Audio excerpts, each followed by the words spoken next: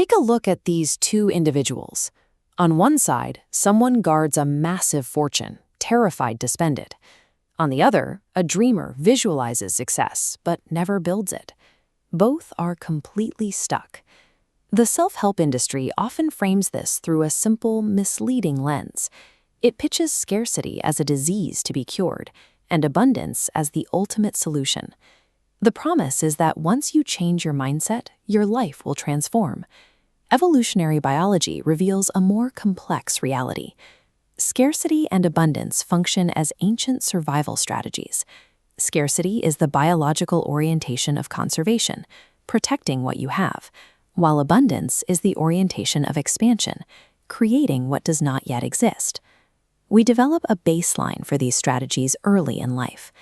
If a child grows up in an unpredictable environment, their nervous system calibrates for threat. The brain becomes hypervigilant, detecting danger quickly and relaxing slowly. It hardwires itself for scarcity because in a volatile environment, hypervigilance is a necessary adaptation. Pathologizing one of these strategies and idolizing the other leaves us fragile. To thrive, we have to look past the slogans and examine how these two systems physically alter the structure of the brain.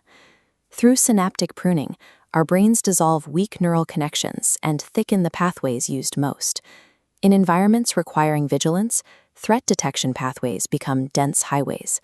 This wiring forms a cognitive filter, dictating whether you perceive a world of limited resources or one of opportunity. The gatekeeper of this filter is the reticular activating system, or RAS. This network of neurons at the base of your brainstem acts as a bouncer between your conscious and unconscious mind. It sifts through millions of bits of sensory data, only letting a tiny fraction reach your awareness. Your RAS allows information through based on what it is tuned to find. If your system is tuned to threats, you will notice every risk in a room. If it is tuned to opportunity, you will scan that same room and notice the helpful connections and open doors. Because this physical filter controls your perception, being stuck in one mode alters your cognitive capacity. It dictates exactly how much bandwidth you have available to navigate your life. Chronic scarcity triggers a mechanism called tunneling. It captures your attention and narrows your focus onto a single, immediate crisis, blurring out everything else. Researchers from Harvard and Princeton designed a study to measure the impact of this tunneling on raw brain power.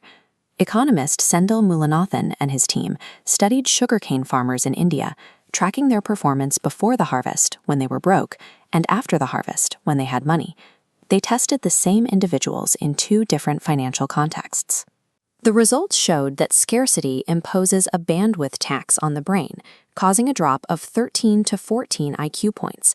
That is the same cognitive impairment caused by losing an entire night's sleep. Breaking this tunnel is difficult because of an evolutionary feature called loss aversion. For our ancestors, the cost of missing a meal was hunger, but the cost of missing a threat was death. Consequently, the brain evolved to weigh the pain of losing something roughly twice as heavily as the pleasure of gaining it. Psychologist Daniel Kahneman documented this mechanism in his work on prospect theory.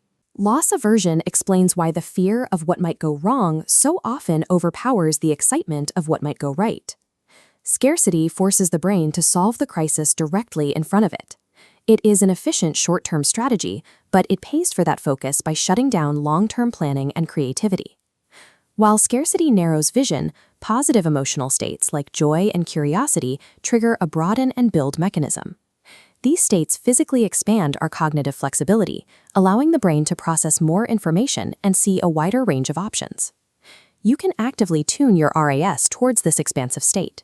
By focusing on empowering questions, asking how to grow rather than why things went wrong, you start to rewire your neural pathways.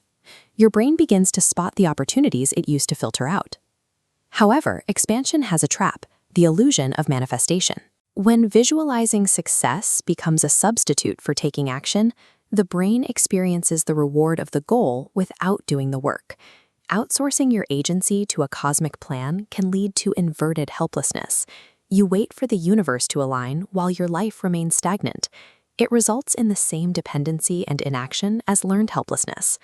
Negative emotions like fear and doubt act as vital data points.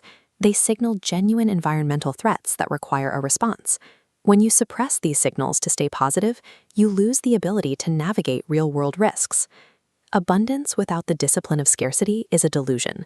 It feels hopeful in the moment, but it leaves you unprepared when challenges inevitably arise. A hyper-fixated scarcity mindset builds walls so thick you can move. A detached abundance mindset floats so high you lose your footing. Under stress, both systems break. Risk analyst Nassim Nicholas Taleb offers a framework for systems that actually gain from disorder. He calls it anti-fragility. A fragile system, like a glass, shatters under stress. A resilient system, like a rubber band, absorbs stress and returns to baseline.